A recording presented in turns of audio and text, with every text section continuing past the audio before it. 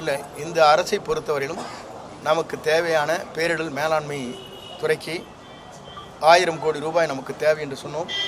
அந்த நிதியை மத்திய அரசு வழங்கியிருக்கிறது. அதில் எந்த தயக்கம் காட்டுவதில்லை. ஆகவே நாம் கேட்கின்ற போதே மத்திய அரசு நமக்கு வழங்க வேண்டிய நிதிகளை இப்போது முன்னெச்சரிக்கையாகவே வழங்கப்பட்டிருக்கிறது என்பதை மகிழ்ச்சியோடு தெரிவித்துக் கொள்கிறேன்.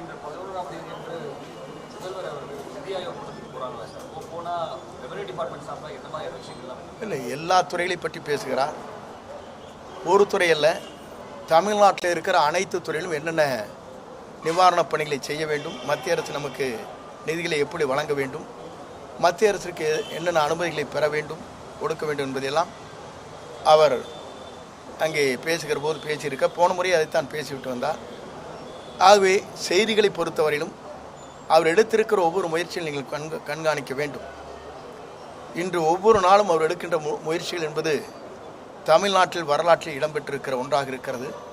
குறிப்பாக அமைச்சரவை கூட்டம் நடைபெறுகிற போதே 5 ஆண்டு கால திட்டம் என்று ஒரு திட்டத்தை வகுத்து ஒவ்வொரு துறையின் சார்பாக எப்படி நாம் அதை விரைந்து செய்ய வேண்டும் என்பதற்காக முதல் முறையாக தமிழ்நாட்டிலே அப்படிப்பட்ட ஒரு துறையின் சார்பாக 5 ஆண்டு கால திட்டப்பணிகள் என்ற முறையில் தமிழக வெற்றி கழகத்தினுடைய அரசின் திட்டப்பணிகள் என்ற முறையில் வெளியிடப்பட்டிருக்கிறது. ஆகவே ஒவ்வொரு துறையும் அதற்காக கூர்ந்து கவனித்து துறையின் உயர்மட்ட அதிகாரிகள் இங்கே இருக்கிற அலுவலர் பெருமக்களோடு இணைந்து அந்த பணிகளை நாங்கள் ஆற்ற இருக்கிறோம்.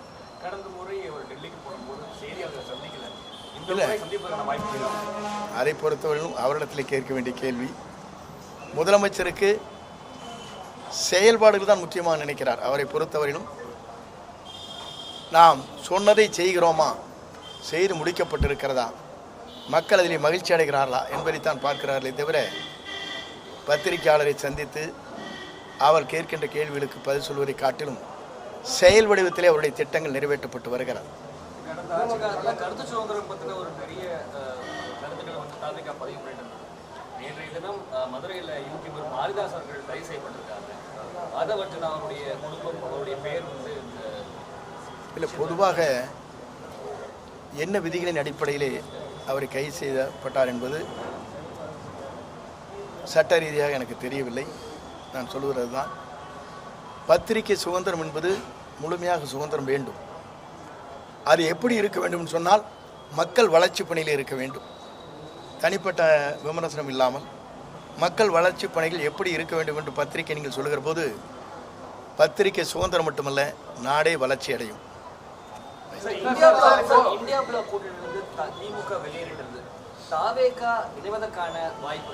இல்லை, திராவிட முன்னேற்ற கழகம் வெளியேறி இருக்கிறது. எங்கள் கொள்கை முடிவுகள் என்ன என்பதை முதல்வர் தெரிவிப்பார்.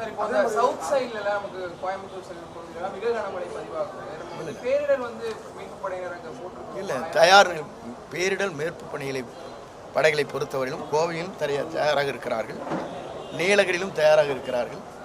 நீலகிரியில் நிலச்சரிவு ஏற்படும் பட்சத்தில் ஏற்பட விடமாட்டோம். அப்படி வருகிற போது அதற்கான பாதுகாப்பிற்காக ஹெலிகாப்டர் தயார் நிலையில் இருக்கிறது.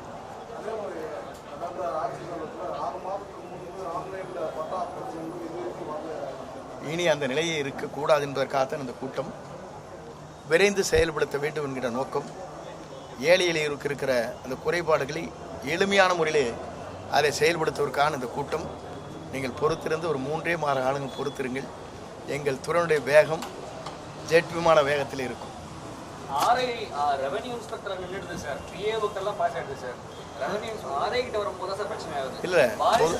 இல்லை, பொதுவாக நான் இன்றைக்கு ஒன்று சொல்கிறேன், அதையெல்லாம் சரி செய்வதற்காகத்தான் இந்த கூட்டம்.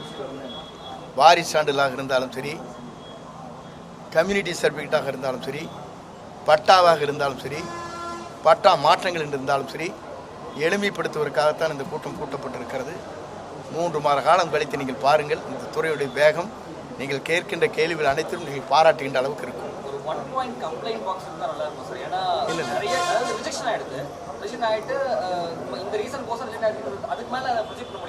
இல்லை, பொதுவாக ஒவ்வொருவரும் கொடுக்கப்படுகிற மனுக்களை ஆய்ந்து அதிலே ஆன்லைன் மூலமாக டிஜிட்டல் மூலமாக பதிவு செய்வது எது என்பதை முடிவு செய்வோம். என்னென்ன மனுக்கள் ஏற்றுக்கொள்ள இயலாது, அதற்கு என்ன காரணம் என்பதை 15 நாட்களுக்கு அந்த மனு கொடுக்கப்பட்டவர்களுக்கு கடிதங்கள் வரும். பிளே ஸ்டோர் மற்றும் ஆப் ஸ்டோரில் இருந்து பாலிமர் செயலியை QR கோடு மூலம் பதிவிறக்கம் செய்யுங்கள். செய்திகளை உடனுக்குடன் பெறுங்கள்.